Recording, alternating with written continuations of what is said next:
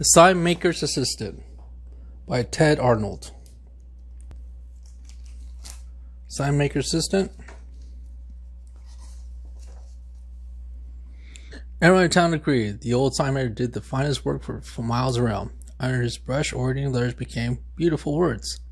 Words of wisdom, words of warning, words of something which door to use.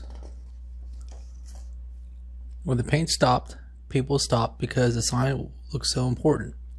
When the paint kept going on the grass, they kept off with the sign was political and sensible. When he painted good food, they just naturally became hungry. People thanked the Signmaker and paid well. But the kind old man never failed to say, "I couldn't have done it without Norman's help." Norman was Signmaker's assistant. Each day after school, to cut wood, mix colors, and painted simple signs. "Soon I have a shop of my own," said Norman.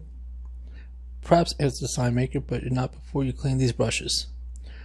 One day after your work was done, Norman stood at the window or the sign shop and watched people. They stopped and stopped sign, they entered the center sign, and they ate out of the good food sign.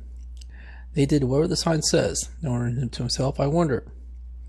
He crept in the shop into the Signmaker's nap and with the brushes and board and painted his own sign. Early the next morning, he put up the sign and then ran back to his window to watch. "No school," muttered the principal. "How could I forget such a thing?" "No one informed me," said the teacher. "Hooray!" cheered the children. Everyone went home. "This is great," cried Owen. He looked round for his another idea. "Oh," he said at last, "there's something I have to always wanted to do." The following day, Norman jumped from the top of the fountain to the park. As he swam, he thought to himself, "I can do lots of things with signs." Ideas filled his idea. The afternoon when Norman went to work, and the Signmaker said, "I must drive to the next town and paint the large signs as a storefront. I'll return tomorrow evening, so please quick up the shop tonight." As soon as the Signmaker was gone, Norman started making signs. He painted for hours and hours and hours. In the morning, people discovered new signs all around town.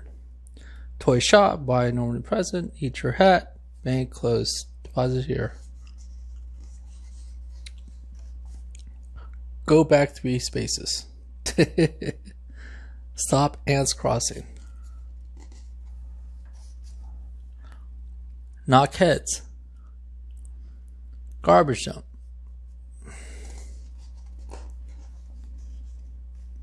Detour.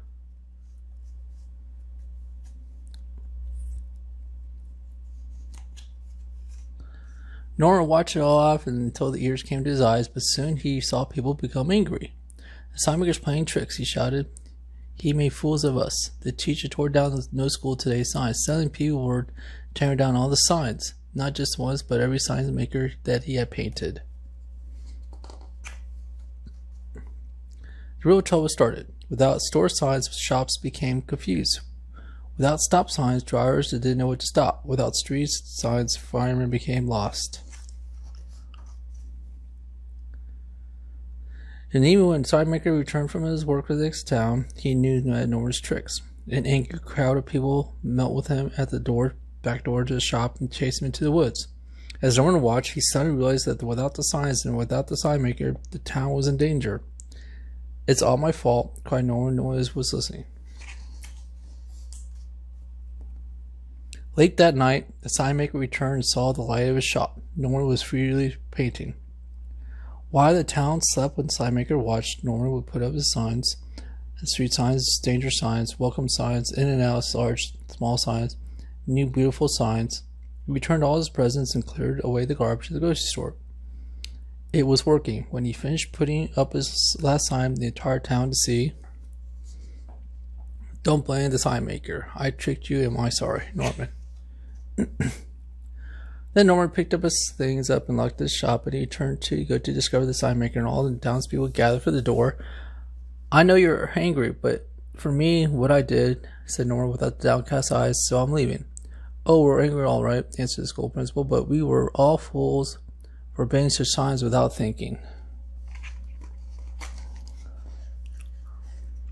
You told us that you're sorry, said Signmaker. You fixed your mistakes, so stay and work hard. One day his shop will be yours. Perhaps, answered Nora, hugging on the old man, but not before I finish cleaning those brushes.